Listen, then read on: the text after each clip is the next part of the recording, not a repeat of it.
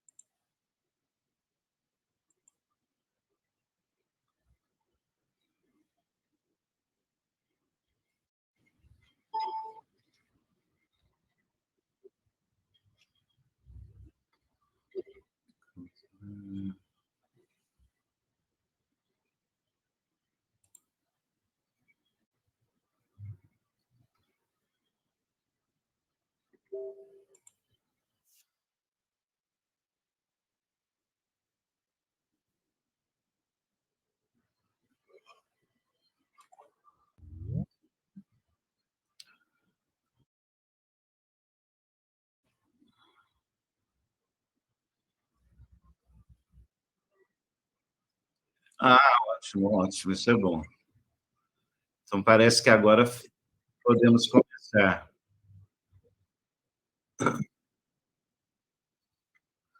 Confirma o quórum para mim aí, por favor, Mariana.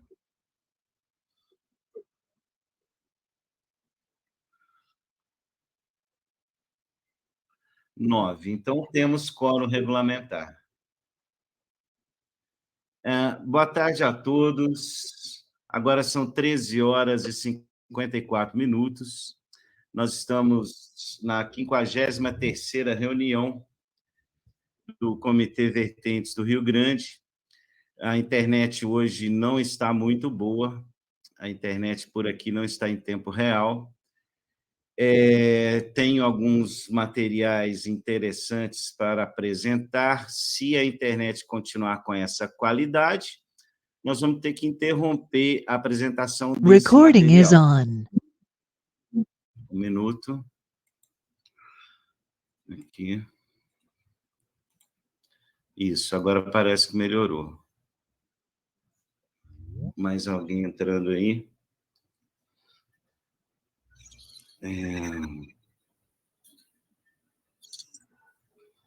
Mariana, nós vamos compartilhar a planilha de presença? Está fácil aí? Tá.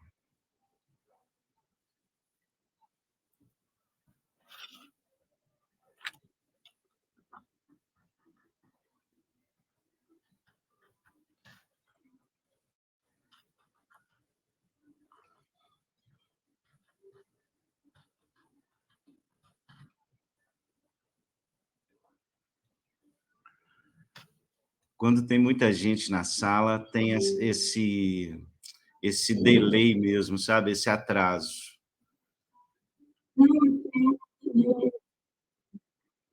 Acontece. Bom, será que vai ser necessária essa chamada? Porque às vezes a gente pula essa etapa da planilha do Excel aí, nós conferimos a chamada aqui e tocamos a reunião, pode ser? Os presentes aí, por favor, se estiverem de acordo com a chamada via Jitsi Meet aqui e com a não necessidade... Tem o microfone aberto. Vocês veem necessidade da abertura da planilha de presença? O que vocês acham disso aí?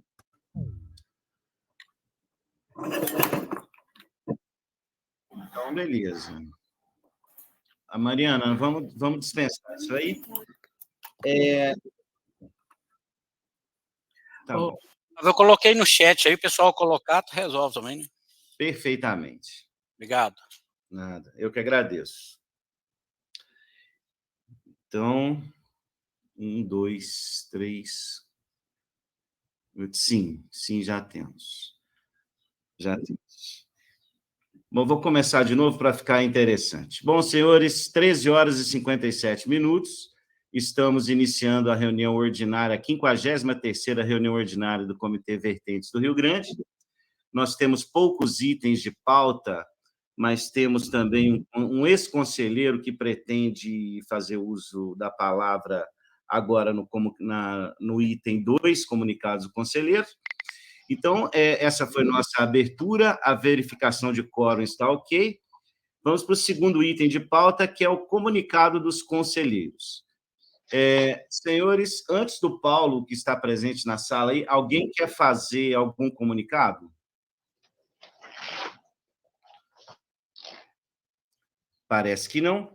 Então, eu vou fazer alguns comunicados agora no item 2, comunicados dos conselheiros. É importante frisar que essa é a nossa última reunião, sabe, do Comitê Vertentes do Rio Grande, antes da unificação. E é importante falar também que, durante essa nossa gestão, durante todos esses trabalhos que tivemos ao longo dessa gestão, e com o quórum pertinente e regular desta reunião, 53ª, nós conseguimos, aqui no Vertentes do Rio Grande, concluir essa gestão com todas as reuniões regulares, com quórum regular em todas as reuniões ao longo dessa gestão. Isso, para nós, é um motivo de muita alegria, assim, de muita satisfação. E, dentro desse item 2, comunicado dos conselheiros, eu gostaria de fazer alguns comunicados. Primeiro, com relação à oficina do IGAM, a oficina realizada do Plano Mineiro de Segurança Hídrica, que estiveram presentes instituições como o IGAM, o pessoal da Profil, da EGECorps, e essa oficina, ela realmente foi muito interessante, teve uma mobilização muito significativa. Então, recomendo aos senhores que, quando tiverem aí, quando aparecerem os links aí do Plano Mineiro de Segurança Hídrica, recomendo aos senhores participarem, que realmente foi muito bom. E deu para perceber também nessa oficina a importância do trabalho dos comitês de bacia, sabe? Onde o tópico mais relevante, que ficou mais evidente nessa oficina do Plano Mineiro de Segurança Hídrica, foi a palavra governança, sabe? E a participação dos segmentos é fundamental. Foi uma oficina relacionada a áreas prioritárias para a segurança hídrica, sabe? E, dentre os tópicos, nós tivemos a oportunidade de expressar, de deixar claro naquela oficina, que, com relação aos planos diretores locais, ao MOP, o Manual Operativo, que as diretrizes dos planos diretores e as diretrizes do MOP, elas devem constar nos planos municipais. Então, esse segmento, poder público municipal, nós precisamos colocar dentro dos planos municipais as diretrizes do MOP e as diretrizes do Plano Diretor de Recursos Hídricos.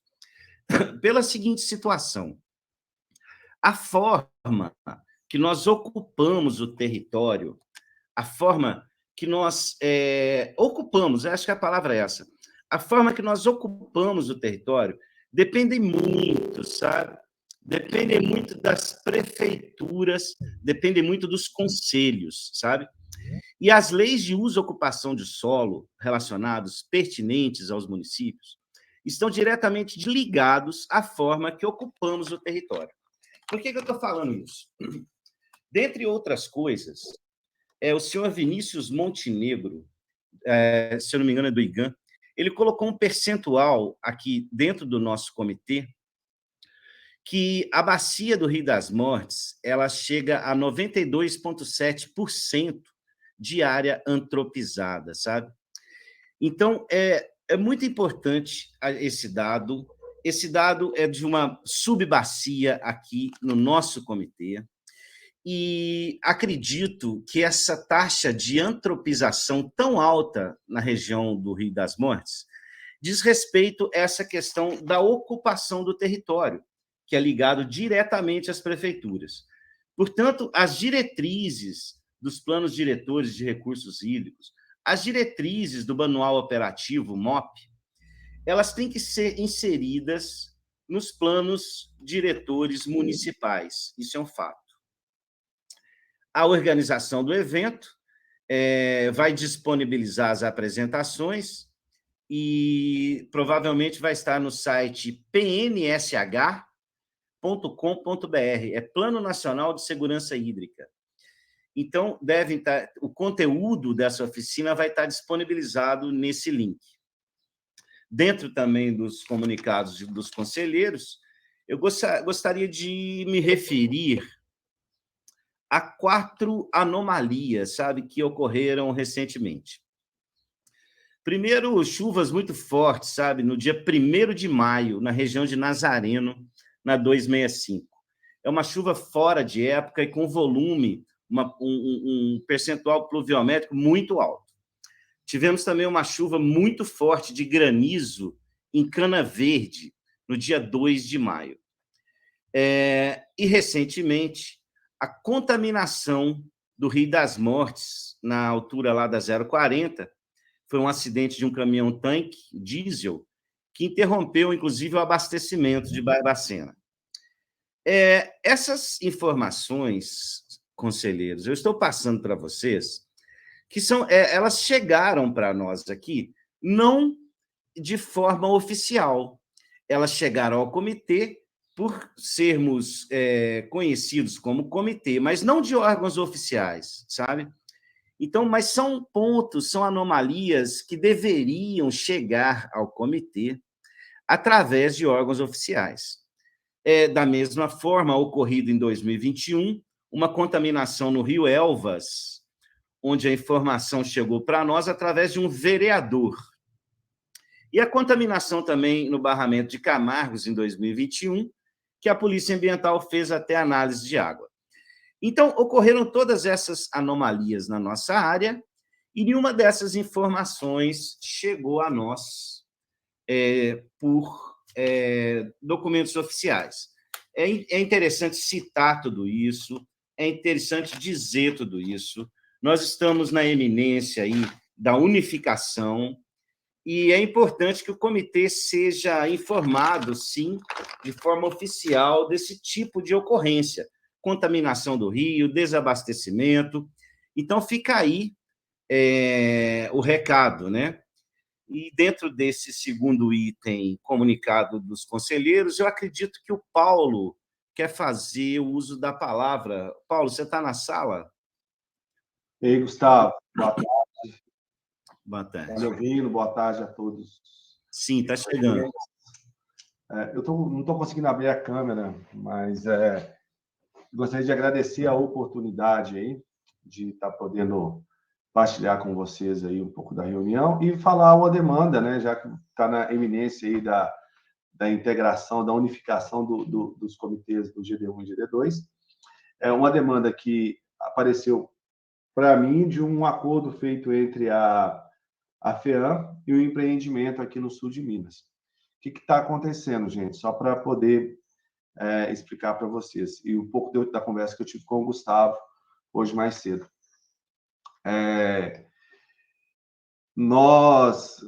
Foi feita uma tramitação em cima da Política Nacional de Segurança de Barragens, e principalmente devido aos acidentes, as consequências do dobramento da política, né, estadual, e as metas e propostas para descondicionamento e descaracterização de barragem e rejeito dentro do Estado. Assim como todo o Brasil, mas eu estou falando exclusivamente do Estado aqui, de Minas Gerais. E foi firmado um acordo há pouco mais de 30 dias junto da junto com a FEAM, e nós vamos iniciar a descaracterização de uma barragem que está dentro dos limites desse comitê, né? E o que é esse trabalho de descaracterização? A gente vai fazer um canal dentro da própria... É um barramento em curso d'água, e uma das medidas aprovadas e acordadas junto à FEAM é justamente um canal para poder revitalizar o leito antigo do curso d'água. Essa barragem fica no município de Santiago, tá? Trata-se de um afluente que está aí a menos de 500 metros do Rio das Mortes. Então, para essa obra ser executada e concluída ainda dentro desse ano, a gente está iniciando o período de secas, né, e de estiagem, é importantíssimo que essa obra seja feita nesse período onde tem uma redução natural do volume de água do córrego. Eu estava conversando com o Gustavo que possivelmente os tempos não vão casar com relação aos tempos de reuniões, devido a todo o ritual, né? Aí eu falei com ele, olha, Gustavo, às vezes a gente, finalizando as questões junto ao IGAM, como precisa de um parecer do comitê, porque é uma outorga de grande porte, como se trata de uma atividade que vai trazer... É uma barragem que, só para contextualizar, ela fica montante de uma comunidade no distrito é um distrito de São Tiago, né? E uma comunidade ajusante desse empreendimento, né? A barragem da montante. O desenrolar dessa outorga de canalização, ela vai trazer um benefício muito grande para essa comunidade, principalmente por causa dos... não é riscos, mas assim do receio da própria comunidade ter uma barragem a montante, né? Então, a descaracterização dela, além de ir na linha do Plano Estadual de Segurança de Barragem e estar andando junto com a estratégia do Estado em descaracterizar ou descomissionar as barragens de rejeito a montante existente dentro no Estado, né? Só um detalhe, a barragem, a construção dela é etapa única, né? Não é a montante, só para contextualizar aqui. Mas, assim, a gente vai eliminar uma barragem que está montante, a montante de uma comunidade e também está muito próximo aí das margens do Rio das Mortes. Então, eu falei, olha, Gustavo, talvez os tempos não casem, possivelmente é interesse do IGAM, é interesse do Estado, né? Já foi firmado esse acordo, o interesse em descaracterizar essa barragem, a possibilidade, às vezes, da gente fazer uma extraordinária, não sei ainda se vai ser GD2, se vai ser comitê unificado, mas para a gente poder finalizar, ter, né, o parecer, lógico que no momento adequado, pertinente, eu vou trazer uma apresentação de como será feito, como está essa barragem, quais são os ganhos, né, porque é um ganho social, além de ser um ganho para o empreendedor, de eliminar as obrigações legais que a política estadual trouxe, né? Mas, independente disso, a gente está eliminando uma barragem. E isso daí vai diretamente ao encontro das diretrizes com relação à segurança de barragem dentro do Estado e dentro vamos falar, do Brasil como um todo, né? Era isso, né, pessoal? É tudo ainda muito iminente, muito recente ainda, né? Já que o acordo foi firmado há pouco tempo, a gente ainda está trabalhando com cronogramas e tudo mais, mas é uma obra pequena, basicamente 800 metros de canalização, né? E a gente espera, né, se tudo ocorrer como planejado, até final de outubro, a gente finalizar isso. Então, assim, para isso acontecer, vamos precisar do comitê, vamos precisar do IGAM, e é isso. Eu agradeço a oportunidade e fico à disposição. Aí, se alguém quiser comentar alguma coisa, tá bom? Muito obrigado. Muito obrigado, Paulo. O Adriano também é da nossa diretoria, está presente na reunião. O Zé Jorge, do IGAM, também está aí. Se quiserem fazer uso da palavra, o momento é esse. Minha opinião é que, realmente, um descomissionamento ele precisa ser feito no tempo certo, e o tempo de estiagem está chegando aí. Acredito que uma reunião extraordinária, se for legalmente possível, eu sou a favor, eu particularmente sou a favor de uma reunião extraordinária para tratar desse comissionamento. O pessoal do IGAM também, nós vamos levar esse tópico para o pessoal do IGAM, para a gente saber a opinião deles também, e a nossa diretoria. Então, como nós estamos sabendo agora, é uma informação recente, é importante, sim, que o empreendimento faça uma apresentação para nós, isso não tenha dúvida, para que os conselheiros que vão votar, que vão deferir ou não, fiquem cientes desse comissionamento. Portanto, Adriano, Zé Jorge, se quiserem falar algo nesse sentido, nós estamos na iminência aí já da unificação, né? Inclusive a unificação foi aprovada no Conselho Estadual, e temos essa demanda já com uma certa urgência, né? Uma certa, vamos dizer assim, prioridade na subbacia do Rio das Mortes. Portanto, Zé Jorge e Adriano, se quiserem, ou qualquer outro conselheiro que quiser fazer uso da palavra para esse ponto, a palavra está aberta. O Eduardo chegou agora. Eu só comentar, né, lembrar aqui que nós estamos falando de barragem de mineração, não é isso? Sim. Eu preciso lembrar vocês que o IGAM faz gestão das barragens de água, né? O Paulo já lembrou aí, já comentou que a política de segurança de barragem é uma política de segurança de barragem para todos. O Estado de Minas Gerais, a gente tem a FEAM fazendo a gestão das barragens de rejeitos, as barragens de mineração em geral e outros tipos de barragens, e o IGAM trata apenas das barragens de recursos hídricos, né, as barragens de água. Então, esses barramentos são sob nossa gestão, a gente acompanha, os demais são acompanhados pela equipe da FEA.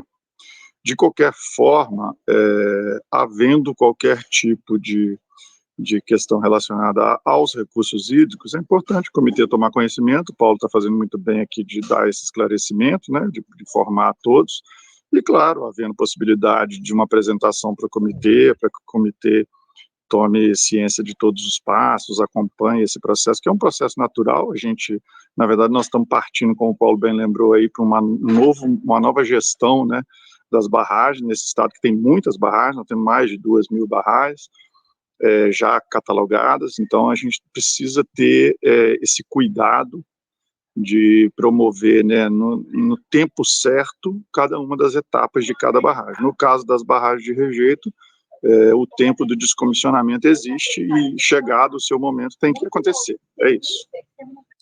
Positivo, Eduardo, muito obrigado. Alguém mais quer fazer uso da palavra nesse tópico?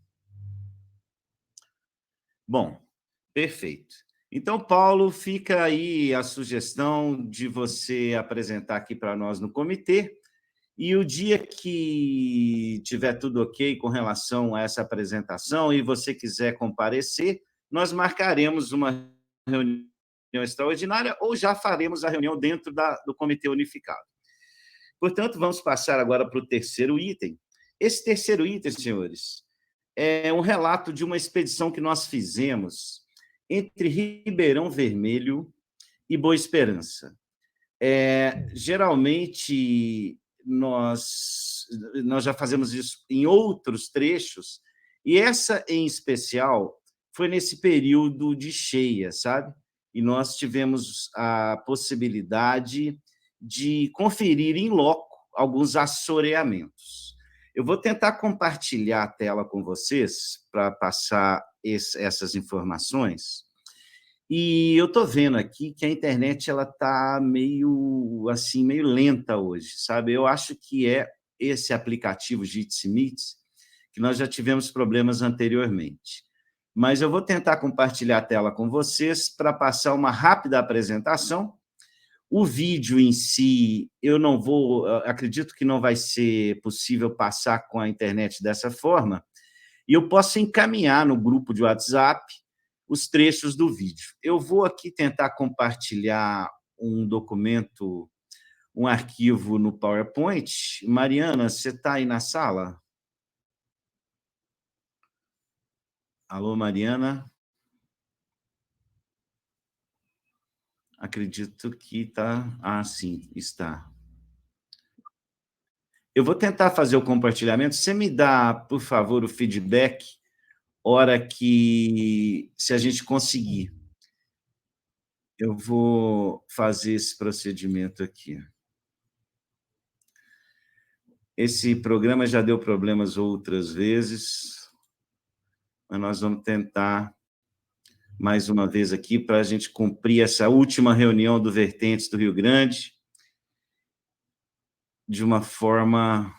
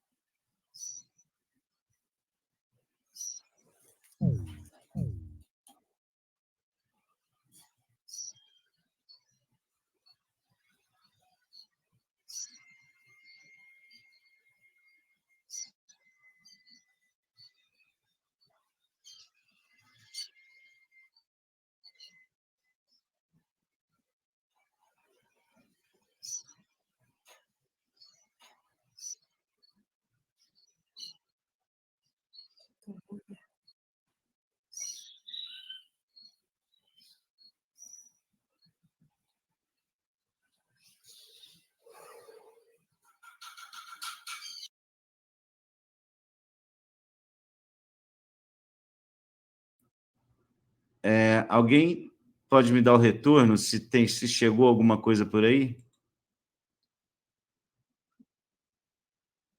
E agora? Não. Não?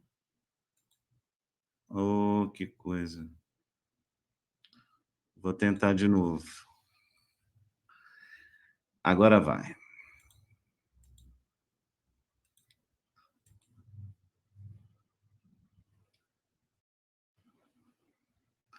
Chegou por aí?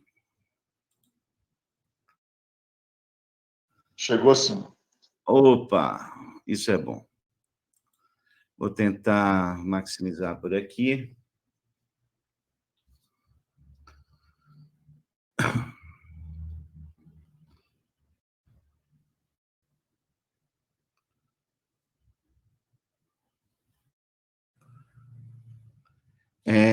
Chegou tela cheia aí, Mariana? Ótimo. Senhores, eu peço mais uma vez perdão aí por essas questões técnicas. Nós aqui temos uma internet banda larga, é uma internet de fibra, e acredito que o problema é no aplicativo, sabe? Bom, eu vou tentar passar alguns slides e depois eu vou enviar o filme via WhatsApp.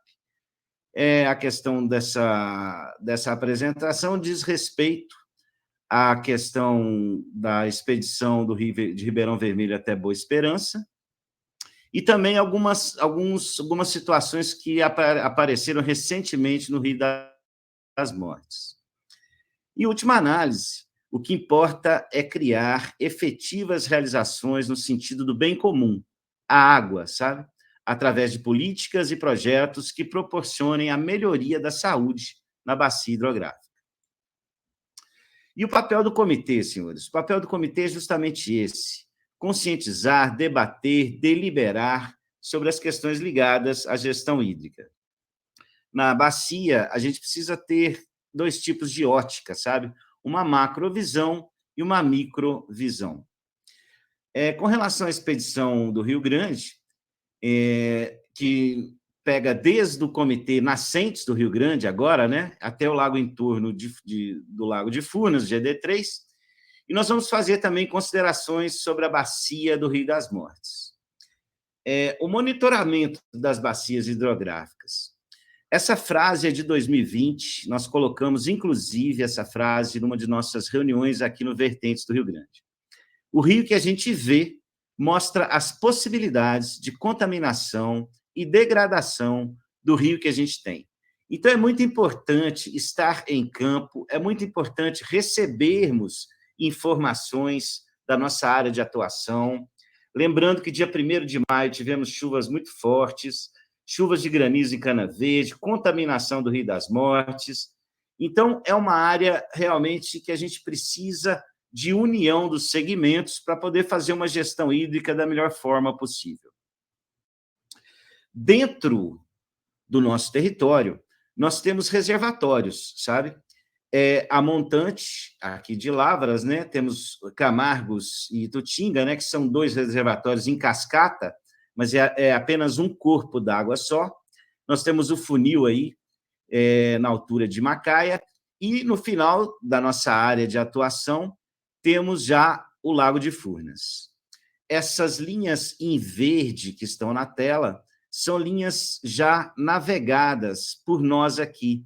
São trechos navegáveis para embarcações de pequeno e médio porte, e nós tivemos a oportunidade de navegar por todos esses trechos. Esse mapa que nós estamos vendo aí é uma visão dos reservatórios de Camargos e Itutinga, do funil e da represa de Furnas lá embaixo, já próxima à Boa Esperança. Nós temos 3 UHS dentro da nossa área de jurisdição. Essa sigla NRH significa a sigla Nascentes do Rio Grande. Então, temos a presença desses 3 reservatórios e temos 3 UHS dentro da nossa área. A montante do reservatório do funil, o reservatório do funil está aqui na extrema esquerda, superior esquerda. Esse é o reservatório do funil. E nós temos aqui essas 3 linhas verdes, que correspondem aos principais afluentes nessa região do reservatório, o Rio Capivari e o Rio Grande. E nós temos essas expedições também uma forma melhor de enviar vídeos, de poder transmitir e atenção à bacia, inclusive de forma visual nesse comitê. Um dado que nós temos de subbacias na nossa área, comitê, nós teremos o apresentado, nós temos o Rio das Mortes e o Capivari. Nesse slide, as que foram unificadas, e embaixo aqui na área, na parte exterior do slide, temos as 11 subbacias.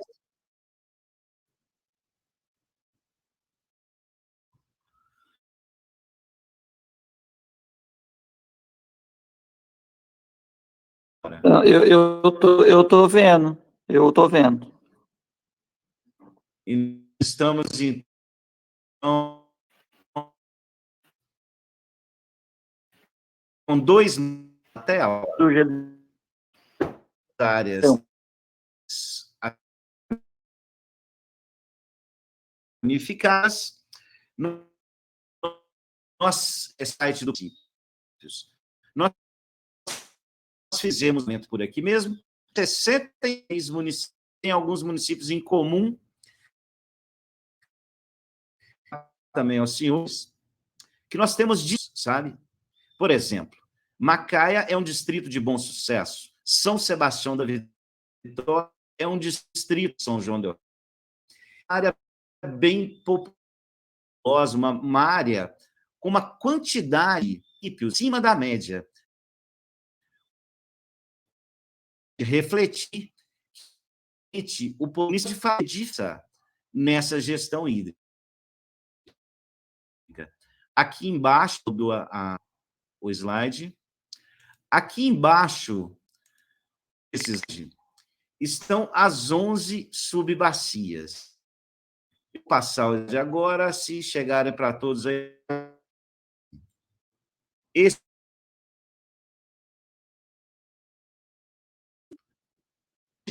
Então, esse foi o trecho que nós fizemos o reconhecimento no dia 21 de abril.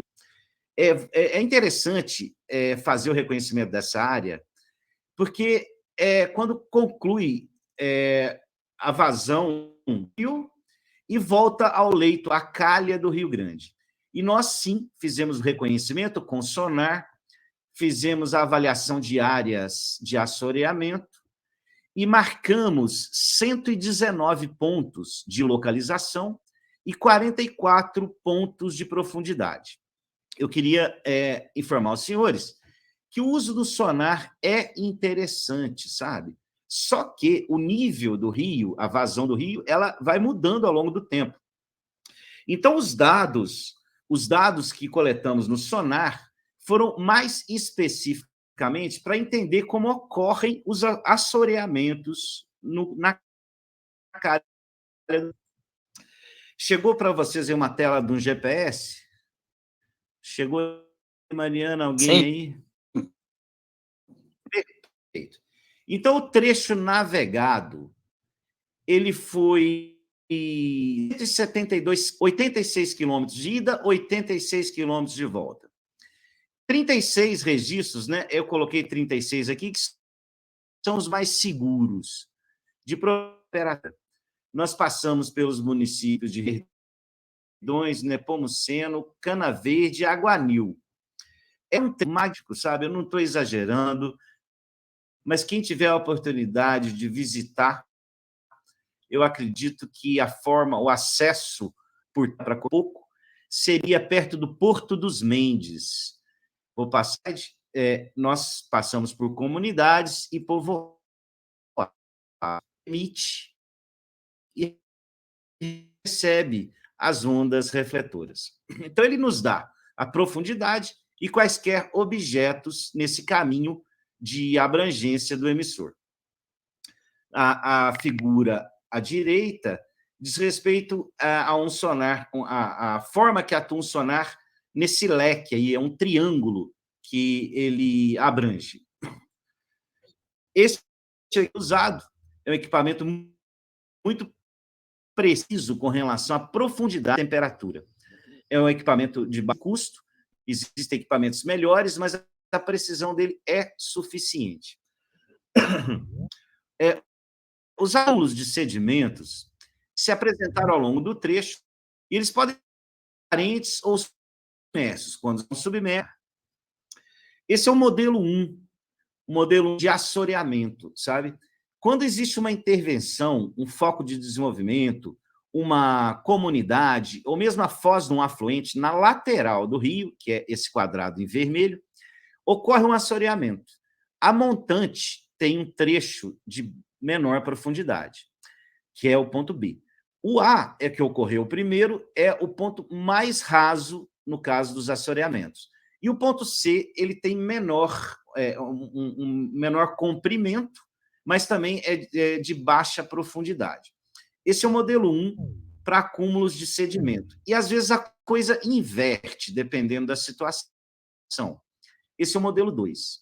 Existe o foco, que é esse quadrado em vermelho, o assoreamento em si, que ocorre aí na letra A, e a montante da letra A, essa região que eu denominei de letra B, ela é um pouco menor.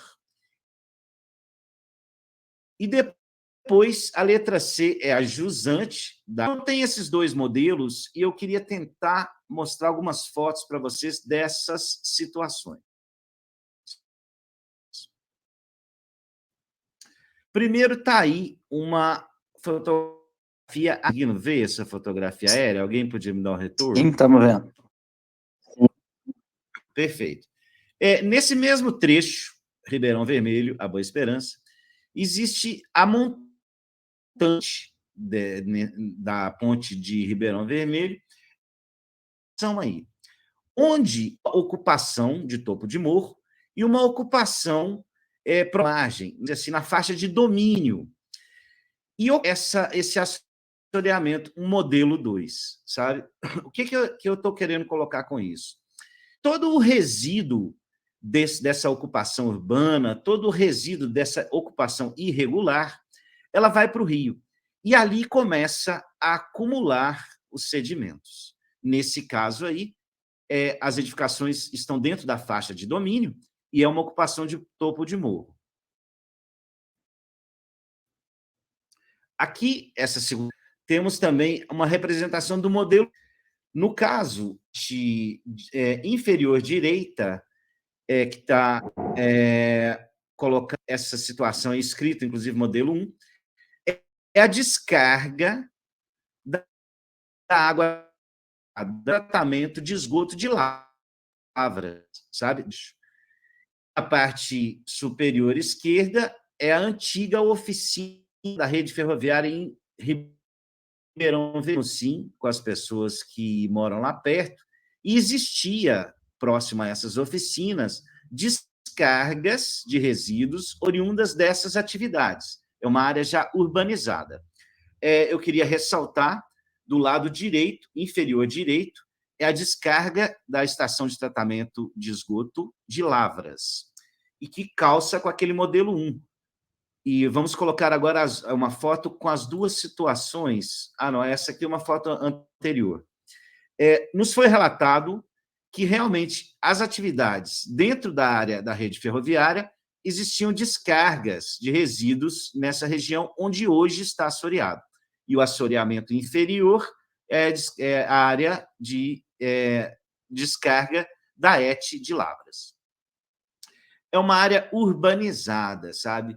Isso ocorreu ao longo de todo o trecho.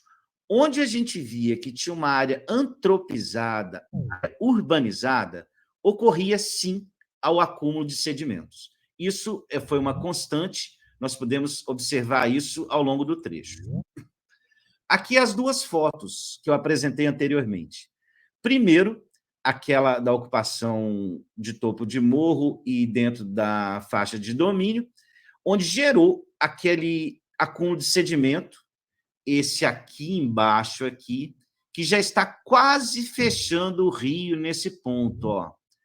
Então, acredito que a descarga de sedimentos propicia o volume de assoreamento. E aqui à esquerda, a descarga da ET Lavras, onde o nosso resíduo tratado volta para o rio, e nota-se também que o espaçamento aqui é menor. Então, nós precisamos tomar muito cuidado com essas áreas de preservação, com essas áreas prioritárias para a segurança hídrica. Toda essa ocupação humana, toda essa antropização próxima à calha do rio, vão gerando esses acúmulos de sedimento, esses assoreamentos. Aqui uma terceira situação que também tem uma ocupação humana ao lado, e sim, também nós procuramos nos informar, existe sim a descarga de resíduos no rio, outra vez acumulou material. Então, eu estou apresentando 3 situações onde realmente ocorreu o assoreamento e nós acreditamos que são de lançamento de resíduos insistentemente nesse ponto. Depois a gente volta nesse assunto do Rio Grande. Agora vamos à Foz das Mortes, que também ocorre da mesma forma. Essa é uma fotografia de 2006, eu mesmo que fotografei essa região.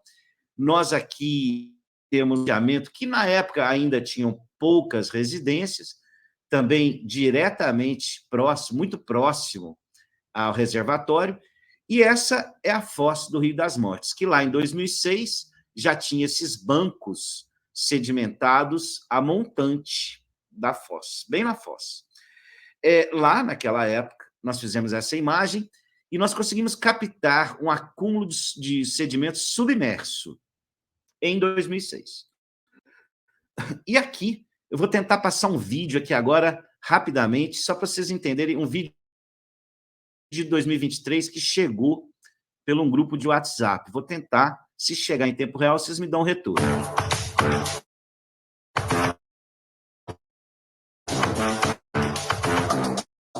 Tá chegando alguém? Estamos enxergando aqui. Ótimo. Então, eu vou passar de novo, é um videozinho curto. É o encontro do Rio Grande com o Rio das Mortes. E foi na época tentado por essas manchas. Não é um vídeo que teve não foi bem focado, mas dá para ter uma ideia do que ocorre nessa região.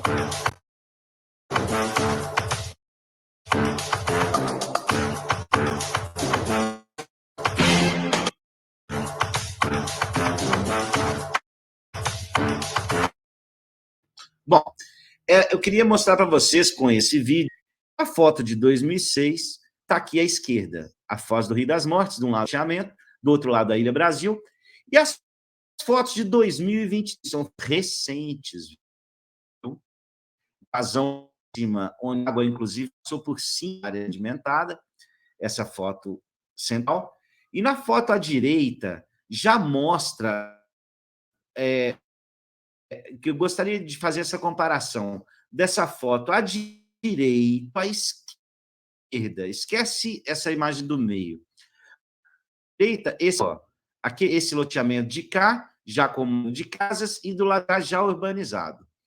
Então, dentro da nossa bacia, nós temos essa situação também, das mortes, que foi colocado lá na oficina, que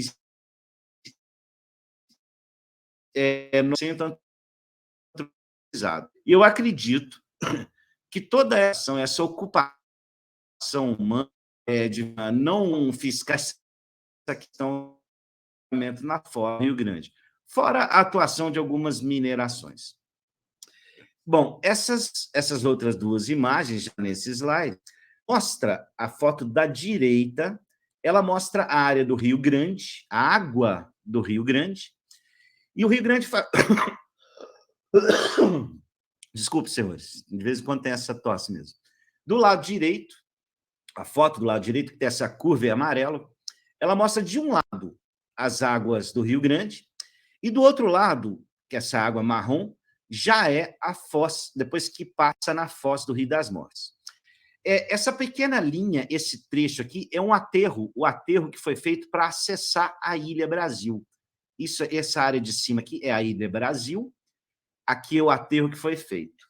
De um lado, as águas do Rio Grande no período de chuvas, e desse outro lado, nessa cor marrom, as águas do Rio das Mortes. Nesse símbolo vermelho, nessa curva amarela, é exatamente a área dessa segunda foto à esquerda. Essa segunda foto à esquerda mostra, uma foto do mesmo dia, mostra o encontro da água sedimentada do Rio das Mortes com a água mais limpa do Rio Grande e do Capivari também, que tem a Foz do Capivari também é a montante.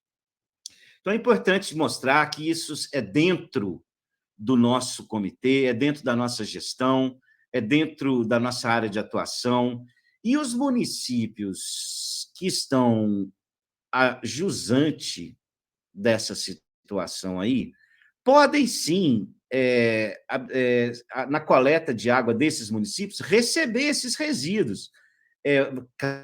Cabe às concessionárias trabalharem melhor nessa situação, porque realmente a carga é muito alta. Então, na foto da direita, a linha amarela mostra o caminho do Rio Grande. Nesse ponto em vermelho é a representação da foto da esquerda, onde existe o encontro das duas águas. E já na próxima foto, é uma frase, sabe, senhores? Precisamos de rios vivos e limpos e áreas com potencial de restauração. Essa questão de áreas com potencial de restauração, nós já temos, que é a montante da foz do Rio das Mortes. Isso é prioritário.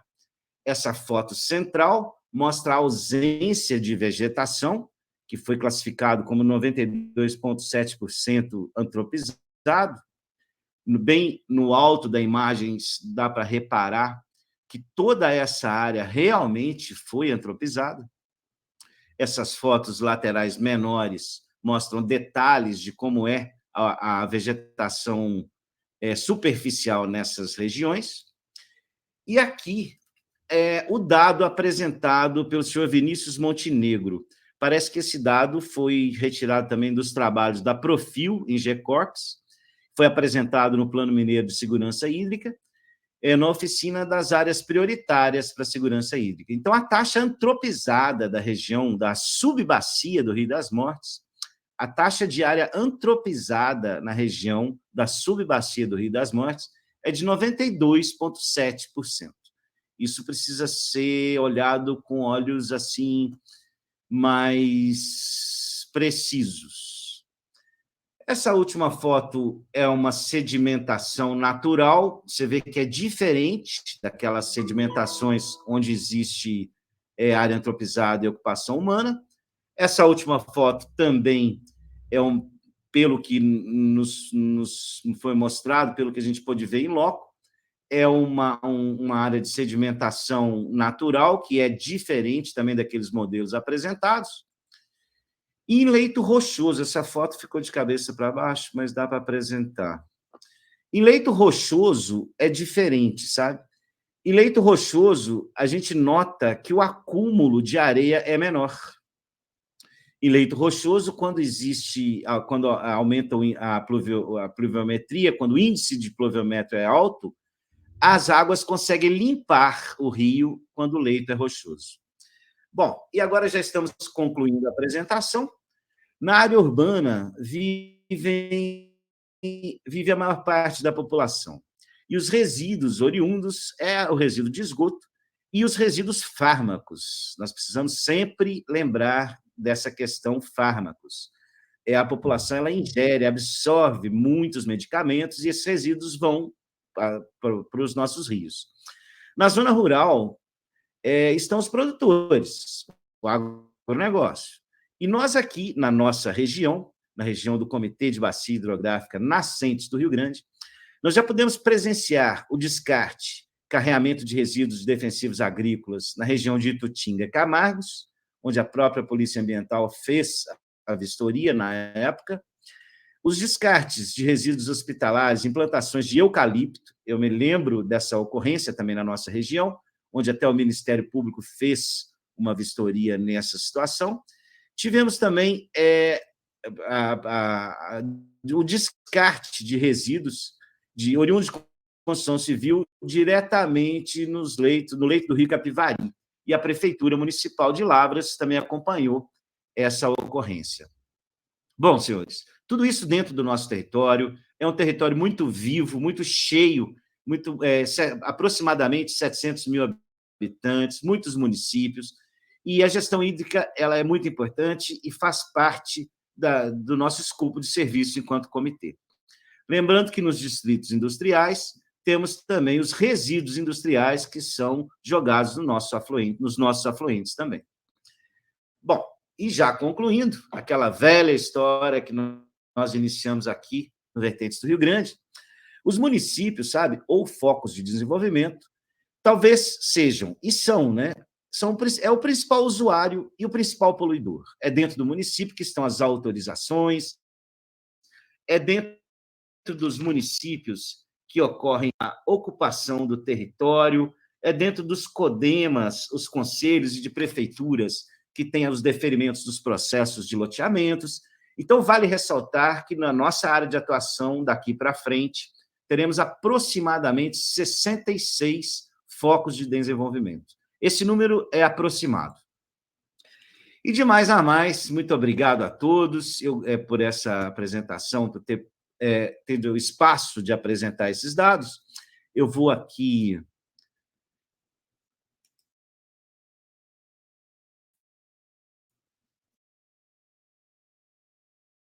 tirar o compartilhamento da minha tela. Vou tentar voltar aqui para a reunião. Não sei como eu faço isso. Interromper o compartilhamento. Ah, está aqui. Interromper o... vocês estão me ouvindo aí? Por favor, alguém podia me dar um retorno? Sim, Perfeitamente. Sim, está ouvindo. O compartilhamento já foi excluído? Já estamos... Positivo. Positivo. Então, deixa eu colocar aqui nessa tela agora.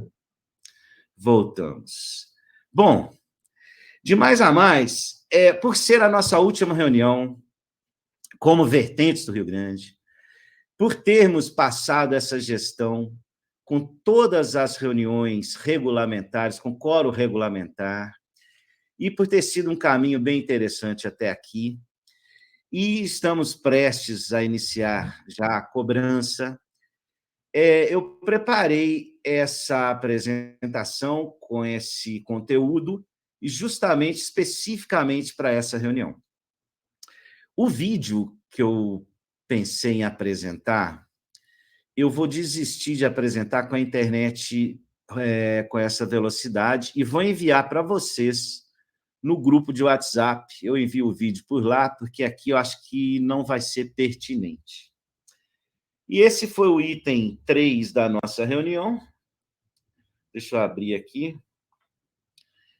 Item 3 da nossa reunião. O item 4 é a aprovação da ata da 52ª reunião ordinária e primeira reunião de trabalho de 2023. Essa ata ela foi enviada a vocês por e-mail e nós vamos colocar aqui a aprovação dessa ata que todos receberam. Os conselheiros que são a favor da aprovação da ata, mantenham como estão, e quem tiver alguma objeção, o momento é esse para se pronunciar. Então, eu quero só me abster da votação. Já vi que eu não estava presente, tá? Maria Eduarda Fieng. Perfeitamente. Obrigada. Uma abstenção a Daniele. Então, nós temos com 14 pessoas na sala, temos quórum, sim. Gustavo? Pois não? Na verdade, quem se absteve foi a Maria Eduarda, tá? Sim, sim. E na verdade, eu não voto porque o Lucas está na reunião, quem vota é o Lucas, tá? Perfeitamente, perfeitamente. Mesmo com essas considerações, com essa consideração de abstenção, nós temos aqui quórum regulamentar para aprovação da ata. Então, nós consideramos a ata da 50ª reunião ordinária. Ricardo, Gustavo. Pois não. Eu também não, me desculpe, mas eu não sei dessa ata, ata de quê, de qual reunião? Da última reunião, Reginaldo. Não lembro nem se eu participei. Se me desculpe, mas eu não... foi qual data? A data foi... Pois eu nem sei se eu estava... Mariana, você pode auxiliar para nós aí a data? Olha aí, se eu estava presente, eu não li a ata, mas assim...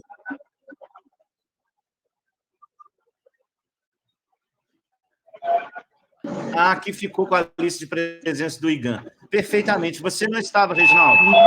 Eu vou também, não vou me abster, porque eu não sei do que está se tratando, então tira também a minha... Perfeitamente. Por gentileza, vou acompanhar os dois. Mais alguém? Mais alguém quer fazer uso da palavra? Bom, parece que não. Gustavo, está me ouvindo? Estou ouvindo. Paulo Henrique? Isso, exatamente. Eu também vou me abster, porque eu não estava presente nessa reunião. Perfeitamente. Então, deixa eu fazer um cálculo aqui.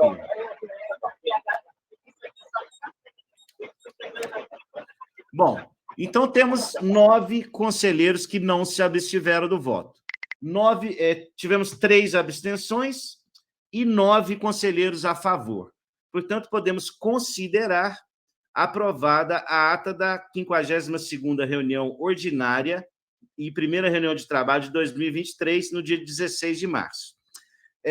Com essas 3 abstenções, nós temos exatamente o nosso quórum regular de 9, então ficou aprovado a ata. E agora são 14h52. Estamos aqui já nas considerações finais dessa 53ª reunião ordinária do Comitê Vertentes do Rio Grande. E para as considerações finais, eu gostaria de deixar a palavra em aberto para alguém que quiser. A Daniele parece que quer falar. Então, Daniele, está com você a palavra.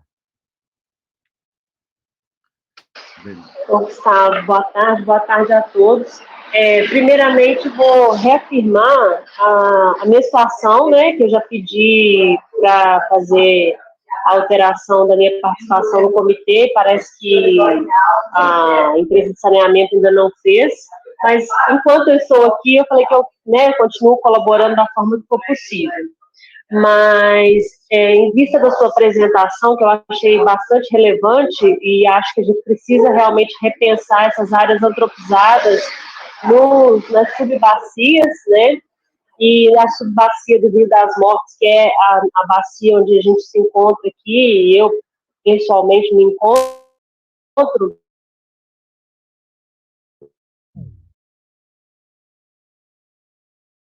são lançados na nossa subbacia. Uma área de quase 93% de antropização, é uma área bastante relevante, que vai deixar aí comprometida uma população muito grande. Eu acho que o comitê precisa pensar como é que isso vai se dar nos próximos anos, principalmente depois da edição da Lei 14.285, que jogou para os municípios essa questão de mapear e de definir as áreas de preservação ambiental nos cursos d'água. Então, a gente precisa realmente pensar como é que a gente vai tratar essas áreas daqui para frente. É só mesmo uma mensagem que eu queria deixar no comitê para a gente pensar isso daqui para frente, principalmente com a ampliação do comitê para esse ano agora e os próximos anos. Tá? Obrigada e até a próxima. Muito obrigado, Daniele. A sua participação foi realmente efetiva aqui no nosso comitê. Estamos aqui já na parte de considerações finais. Mais alguém pretende fazer uso da palavra? Eu quero dar um pitaco aí. Vai, Reginaldo. Bom, parabéns aí pela apresentação, né? É bom a gente ter imagens, né? E eu acho que elas são suficientes para mostrar para a gente que tem alguma coisa que não está certa e muita coisa pode melhorar. Então, é o seguinte, eu acho que a gente vai ter todas as condições para começar a entender esses processos. Eu acho que esses dados aí, esse dado área antropizada, eu não entendi o que foi considerado, o que é o conceito de área antropizada aí. Porque, se for pensar, a área antropizada, se ela estiver bem manejada, não tem relação com geração de sedimentos assim desse nível, né? Então, tem que ver o que é a definição de área antropizada. Deve ser área degradada, área com solo exposto. A origem desses sedimentos ela está muito relacionada à característica dos solos do Campo das Vertentes, né? Por isso que chama Campo das Vertentes, que é a grande característica da bacia, o tipo de vegetação, solos rasos, pouco resistentes à erosão. Quem for aqui para o lado de São Tiago não precisa andar muito. É só passar aqui perto de Nazareno, São Tiago, e você já vai saber mais ou menos onde está. Aquilo não é área antropizada, aquilo é área degradada, Vossoroca, geração. Então tem que, esses 90 e poucos por cento aí, se você for em qualquer bacia, vai ter 90 e poucos por cento de área antropizada, porque são áreas de uso, né? Com exceção dos campos de altitude e tal, né? Com áreas ainda em bom estágio de conservação. E outra coisa que você colocou aí, que isso foi feito, tudo, que a fiscalização não foi eficiente, acho que não é por aí, não. Essas coisas foram feitas tudo à luz da legislação, né? Existe o Pacuera, as ocupações que você, né? Eu acredito que não tenha sido feita de forma regular. É claro que eventualmente uma ou outra pode estar irregular, mas essa ocupação ela está regular, entendeu? Na minha maneira de ver ali no entorno do lago, eu acho que preserva aqueles o que está previsto no Pacuera. E assim, eu acho que a questão da sedimentação ela é muito além daqueles pontos. Ali você já foi onde está o resultado, né? O resultado está ali naquela localização. Mas as causas, as origens, eu acho que isso tem que ser melhor pensado e não ficar pensando esse número de área antropizada. A área antropizada não quer dizer nada, assim, né? Reginaldo. Nada assim. Então, tem essa questão legal, né? Isso foi feito tudo dentro da legislação, se eu não estou enganado. Se alguém puder, inclusive alguém do funil ali e tal.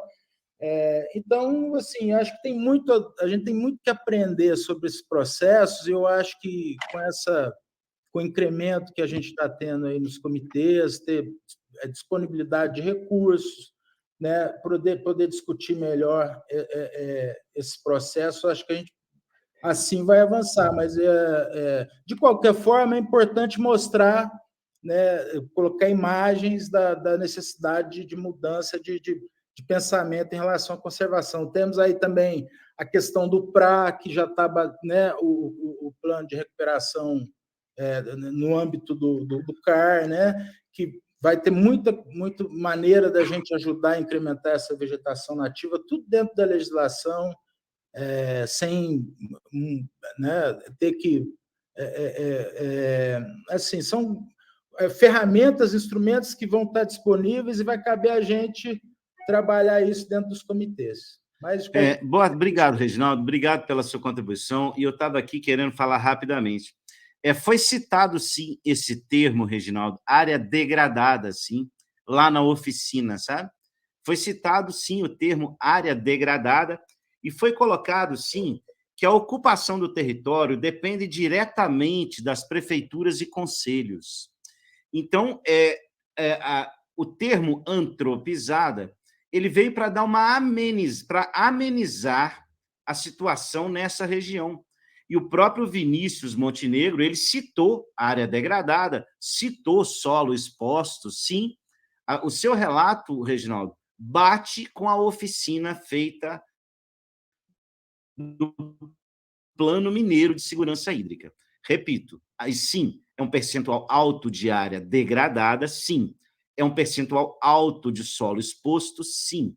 E esses itens, com esses mesmos termos, foi citado no Plano Mineiro de Segurança Hídrica, na oficina de áreas prioritárias para a segurança hídrica. E a Bacia do Rio das Mortes foi colocado lá, no Plano Mineiro, como área prioritária de recuperação. Então, você está certo, Reginaldo, de ter colocado isso. Cada termo que a gente coloca numa reunião dessa tem que ser pensado.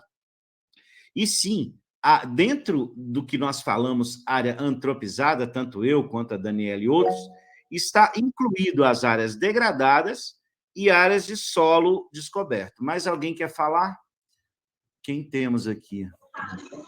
Eu quero só fazer um comentário, por sim, favor, Eduardo e Igan. Gustavo, é só lembrar, na verdade, a respeito das manifestações.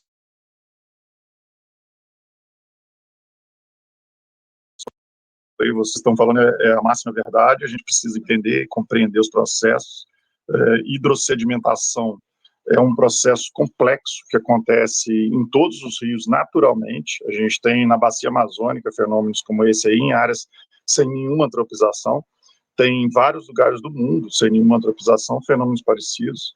E isso não é um processo processo, né, principalmente deposição em curva de rio, você mostrou duas imagens aí que são bem características, são processos naturais. Os rios se conformam ao longo da sua história, né, ao longo da sua existência, formando esses processos de deposição dos sedimentos que correm, né, nos períodos de chuva com maior quantidade, nos períodos de seca com menor quantidade, e isso é um processo relativamente natural.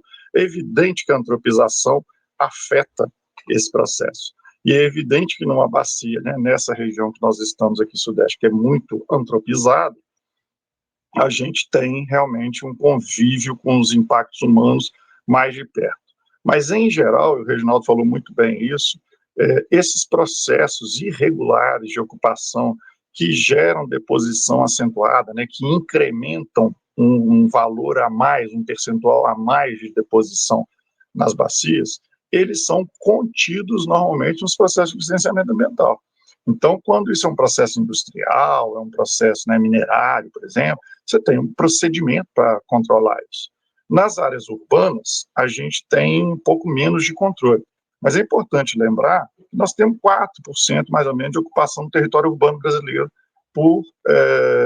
no território brasileiro de áreas urbanas. Então, nós estamos falando aqui de uma bacia, né? Você lembrou aí mais ou menos 60, 70 municípios nas duas bacias e mais ou menos 20 mil quilômetros quadrados de área, e mais ou menos 700 mil de população, 800 mil de população total. Nós estamos falando aqui de uma área que tem um adensamento populacional grande, um adensamento urbano grande, que tem realmente alguma pressão urbana, né, alguma pressão da ocupação humana no campo também, nas bacias, né, nos cursos de água. Mas isso precisa ser visto com muito cuidado, com muita técnica. Isso não é um estudo superficial, não é uma visão macroscópica, nem um sistema de sonda básico, assim como você está trabalhando aí, definem esses estudos.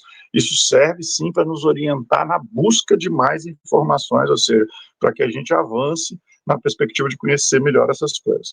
Eu lembro sempre, já falei isso para vocês várias vezes aqui, só a bacia do Rio Pomba e Muriaé, que é um comitê aqui da nossa região, o menor comitê de Minas, tem 4 representantes por segmento, tem 13, quase 14 mil quilômetros quadrados de área, ou seja, quase do tamanho da de vocês, tem 66 municípios na bacia e tem 800 mil habitantes. Então, é evidente que é uma região mais impactada, é evidente que é uma região mais antropizada, mas porque é uma região mais de planície, né, menos do que vocês aí com invertentes. Então, é possível que a gente detecte esse tipo de relação aí de similaridade, mas a gente nota aqui um processo de deposição muito maior, como você notou na foz, né? Toda vez que a gente chega na planície, chega na foz dos rios, a gente vê esse tipo de processo naturalmente, porque é todo o carreado, todo o particulado que desce carreado da bacia vai se depositar lá, né, que é onde o rio tem um fundo, a calha dele é plana, é larga o suficiente para acomodar aqui ou acolá as deposições e formar certos relevos, né, certos morrinhos, vamos dizer assim, dentro da água. Tá ok? Era isso. Bom, obrigado, Eduardo. Mais alguém quer fazer uso da palavra nas considerações finais? Bom, senhores, então, agora são 15h04. Estamos encerrando, provavelmente, acredito, né, a última reunião do Comitê Vertentes do Rio Grande, a 53ª, e agradeço a todos a presença, agradeço a todos o trabalho. Acredito que foi uma gestão muito positiva com relação à gestão e que nós, unificados com o Alto Rio Grande, nós possamos continuar esse trabalho e que nós possamos aprimorar esse trabalho e trazer realmente os segmentos, inclusive os segmentos de sociedade civil e poder público municipal, mais gente para o comitê. De qualquer forma, agradeço a todos a presença nessa reunião e estamos encerrando agora aqui a 53ª reunião ordinária do Vertentes do Rio Grande. Muito obrigado a todos. Oportunidade. Tudo de bom. Obrigado, Saúde para vocês. tarde. Uma grande honra estar com vocês. Obrigado. Obrigado, boa tarde.